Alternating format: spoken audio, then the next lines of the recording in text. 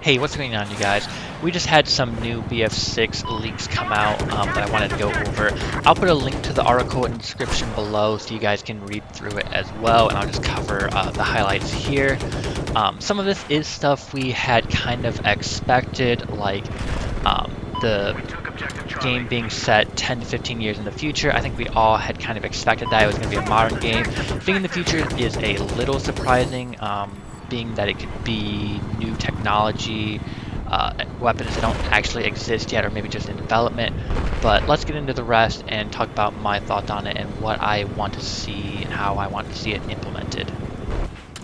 So this is coming per Tom Henderson, a industry insider. So this is quoting the article here. Per sources, I confirm the next Battlefield installment will be simply called Battlefield and take place around 10 years from now. The title is set in a modern, very near future, which gives the developers a chance to be able to implement weapons and vehicles that are currently in military development today. So I think it's very interesting. Obviously, we kind of expected it to be in the future, like I've said.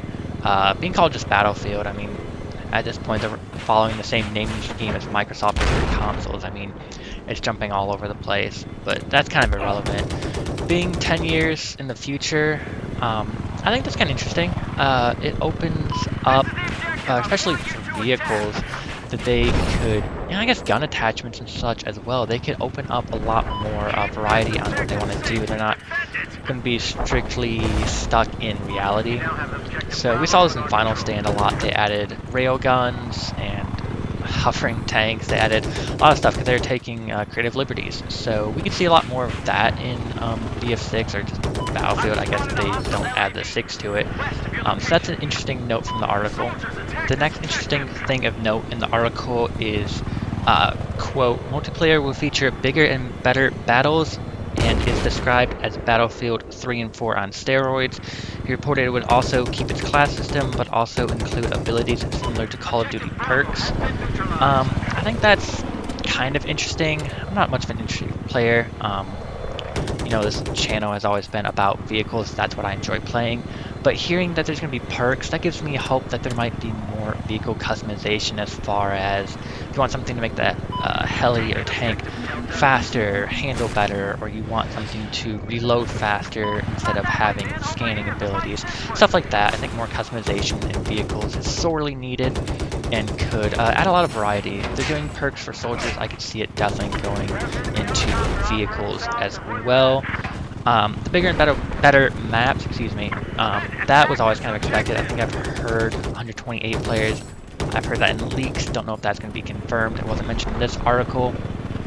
This article only mentions bigger and better battles, but that all sounds positive. He goes on to mention we can expect things like military robots, drones, jets, helicopters, tanks, and that sort of thing, end quote.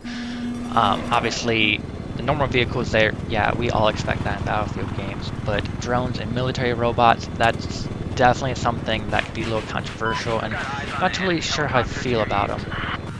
So, for anyone new to the Battlefield series that may have just started when BF1 came out or BF5, in BF4 and one of the DLC packs, Final Stand, there was a drone you could pick up, what I'm flying around in this clip.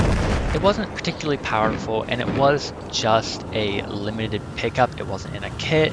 You could put it in any loadout. You picked it up. You can see the battery life as I fly around. It wouldn't last forever, and you were just standing there while you're flying this. So there was no real strength to it. It was just a gimmick. There were some trophies, achievements, whatever, to using it. But for the most part, it didn't impact the game. If this is how drones are in BF6, is what they want to add, I'd be okay with that. What I'm concerned about is if they make them strong enough that even infantry are flying things like this, that could certainly hurt the game. So I hope they're cautious about how they go about putting drones in and they keep them within reason. DICE and EA obviously have Titanfall, so they have some experience with mech suits. This clip is from Giants of Corellia. In one of the hangars you could see these robots under construction. Obviously, these weren't playable in Battlefield 4, but the visual assets at least existed. That plus Titanfall, obviously EA has thought about mech suits. So hopefully if they do put them in BF6, they won't be overused. Hopefully it'll just be a one-time pickup or something of the like. Obviously it's not the core gameplay. People don't want futuristic, at least I don't think people want futuristic. We want a traditional. If it's in the future a little bit, that's okay, but we just want a modern shooter. So I hope Battlefield understands that and they don't go overkill with futuristic technology. Now, this will be big news for some people, and for others, you'll probably want to plug your ears. But Henderson did confirm that Battlefield has been reported to get a Battle Royale mode at some stage. No reports in this article on if it will be free to play or not. Personally, I'm kind of excited. I play PUBG, so I like Battle Royales. To an extent. I'm not sure how it worked for Battlefield, but with the current gaming climate kind of leaning towards, really leaning towards live services and long-term monetization, I could definitely see Battlefield putting in a Battle Royale, even maybe as a free-to-play away from Conquest, Team Deathmatch, all those modes as its own standalone to potentially be monetized longer. The next bit of the article is talking about the campaign. What I pull from it that I'm a little disappointed to see is it says it's USA versus Russia. I'm obviously an attack heli person, so that's disappointing. I liked the Z10 heli. Russia has some weak vehicles at times, especially the Havoc if you're an attack heli fan. So that's a little disappointing to me. Hopefully there will be 3 factions in the multiplayer because I think that really helps keep the game fresh and interesting. But one really cool note was Henderson said it also feels like this year's campaign is also a co-op experience. I love co-op. Just anything. PvE is always fun, so if the campaign's co-op, that could be a great experience to play alongside with Agera. We could put stuff up on our channel to show you guys how that works. And just playing anything co-op to me is really cool, so I think that could be a great experience for a campaign. The last thing in the article of note is saying that a cinematic trailer would be coming out around May. I think we had all kind of expected this. This has been in a lot of leaks, a lot of news. Everyone has been kind of expecting it to come out around May.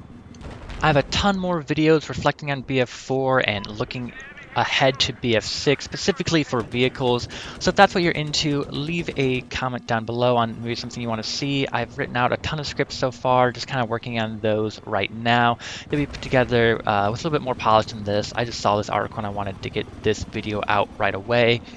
But yeah, if you're looking forward to BF6 and like vehicles, subscribe for more. I'll have plenty of videos coming. My pilot's channel is in the description below. He does videos as well. Check him out. And in the meantime, take care, guys.